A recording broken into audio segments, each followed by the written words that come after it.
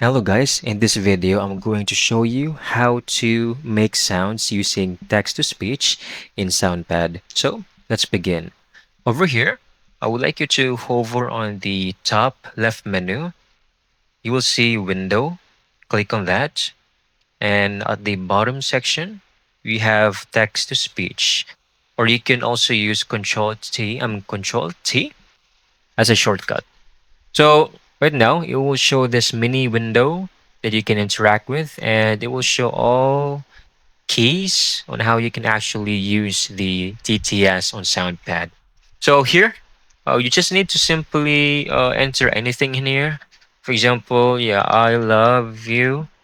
Click enter, and it will automatically uh, I love you. convert this for you. And you can select some other voices in here. For example, let's check zero. I love you. Okay, that was a female voice.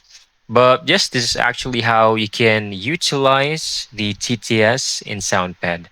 I hope you found this video very helpful.